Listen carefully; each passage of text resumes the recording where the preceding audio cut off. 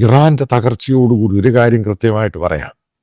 Middle east, west Asia എന്ന് പറയുന്ന ഞാൻ നേരത്തെ ഒരു വീഡിയോയിൽ പറഞ്ഞു, October 8, 2023 ഈ ഹമാസ് ഇസ്രായേലിനെ അറ്റാക്ക് ചെയ്യുന്ന ചരിത്രപരമായ ഒരു ദിവസമാണത്. അത് മിഡിൽ ഈസ്റ്റ്, വെസ്റ്റ് ഏഷ്യ മുഴുവനും മാറ്റിമറിക്കും. എന്നേക്കുമായിട്ട് പാലസ്തീൻ ഇല്ലാതാവും. ഗാസയുടെ കാര്യം നിങ്ങൾക്കറിയാം. ഇതൊക്കെ ചുമ്മാ ഗിമിക്സ് എന്ന് മാത്രം നിങ്ങൾ കണ്ടാൽ മതി. മറ്റുള്ള പല രാജ്യങ്ങളും UN-ലും പാലസ്തീനും ഇതൊക്കെ പറയുന്ന ഇതൊന്നും നടക്കാത്ത കാര്യങ്ങളാണ്.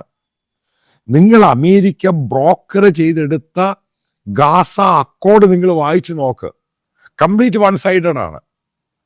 അതിനകത്ത് ഈ പാലസ്തീൻ എന്ന് പറഞ്ഞ കാര്യമായിട്ട് ഒരു നേരം പോക്കിന് പോകുന്ന സംഭവം മാത്രമേ ഉള്ളൂ. അറബ് രാജ്യങ്ങൾക്ക് പോലും ഇന്ന് പാലസ്തീൻ വേണ്ട. കാരണം അവർക്കറിയാം ഏറ്റവും വലിയ പ്രശ്നം, അറബ് രാജ്യങ്ങളിലെ ഏറ്റവും വലിയ പ്രശ്നം, ഇൻക്ലൂഡിങ് ISIS ഉണ്ടാകുന്നതും അൽ ഖൈദയൊക്കെ ഉണ്ടാകുന്ന ഒറിജിനേഷൻ എന്ന് പറയുന്ന ഇതിൽ നിന്ന്. കാരണം ഈ അറബ് രാജ്യങ്ങളുടെ സെക്യൂരിറ്റി ഇതെല്ലാം ഒരു ഫാമിലി ഭരണമാണ്, ജനാധിപത്യമൊന്നുമല്ല. അതിനെ വല്ലാത്ത രീതിയിൽ ഇതിലേക്ക് ബാധിക്കും. ഈ മുല്ലപ്പൂ വിപ്ലവം, അറബ് സ്പ്രിങ്, അറബ് രാജ്യങ്ങളിൽ വെടിതീർത്തങ്ങ് പോയി. പിന്നീട് എത്ര രാജ്യങ്ങൾ അവരുടെ രാജഭരണമായിട്ട് പിടിച്ചു നിൽക്കാൻ സാധിച്ചു?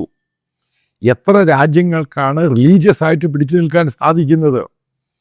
നിങ്ങൾ മനസ്സിലാക്കേണ്ടത്, റിലീജിയസ് ആയിട്ടുള്ള സംഭവങ്ങൾ ഈ പല അറബ് രാജ്യങ്ങൾ കുറയ്ക്കുന്നതിൻ്റെ കാരണം അവർക്കറിയാം ഇതുമായിട്ട് മുന്നോട്ട് പോകാൻ പറ്റത്തില്ല.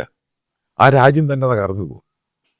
കാരണം അടുത്ത സ്റ്റേജ്, റാഡിക്കൽ ഇസ്ലാമിൻ്റെ അടുത്ത സ്റ്റേജ് ആ രാജ്യത്തെ നശിപ്പിക്കുക എന്നുള്ളതാണ്. അതുകൊണ്ട് തന്നെയാണ് സൗദി അറേബ്യയിൽ ഈ വിശുദ്ധ നോമ്പ് സമയത്ത് പള്ളികളുടെ അകത്ത് ഇവർ റാഡിക്കൽ ഇസ്ലാമിസ്റ്റുകൾ കൊണ്ട് ബോംബ് വെച്ചത്. കാരണം അവർക്ക് ആ ഇസ്ലാം ഇഷ്ടപ്പെടുന്നത്, അവർക്ക് ഹാർഡ് കോർ തീവ്രതയാണ്. എന്നാണ് പിന്നെ താലിബാനിൽ സംഭവിച്ചത്. അവർ തന്നെ പെട്ടിരിക്കുകയാണ്. ഇതാണ് ലോകത്ത് മുഴുവനും സംഭവിക്കുന്നത്. അതാണ് ഞാൻ പറയാം, മതവും രാഷ്ട്രീയവും വേറെയാണ്. അത് ഇന്ത്യയുടെ വലിയൊരു കലികാലമാണ് ഈ മതവും രാഷ്ട്രീയവും ഒരുമിച്ച്. എത്ര നാൾ മുന്നോട്ട് കൊണ്ടുപോകാൻ പറ്റുമെന്നുള്ളത് കണ്ടറിയേണ്ട സംഭവമാണ്. ഒരു കാര്യം ഞാൻ കൃത്യമായിട്ട് പറയാം. ഇറാൻ എന്ന് പറഞ്ഞ രാജ്യത്തിന് പൂർണ്ണ സ്വാതന്ത്ര്യം കിട്ടാൻ പോകേണ്ട എങ്ങനെയാണ് വെനീസിലേക്ക് കിട്ടിയത്? അവിടെയുള്ള ഒരാളുകളും, അതായത് ഈ പറയുന്ന ഷിയ കമ്മ്യൂണിറ്റിയുമായിട്ടും അവരുടെ ആൾക്കാർക്ക് പണമൊക്കെ കിട്ടുന്ന ഒരു ഒഴികെ IRGC ആണെങ്കിൽ, അവിടുത്തെ ഗവൺമെൻറ് എംപ്ലോയീസ് ആണെങ്കിൽ, ഇവർക്കൊന്നും ഈ പറയുന്ന റിഷീം, അതായത് അവിടുത്തെ ഇപ്പോൾ നടക്കുന്ന സുപ്രീം ലീഡർ നടത്തുന്ന ഭരണത്തോട് യോജിച്ചു പോകാൻ പറ്റുന്നില്ല.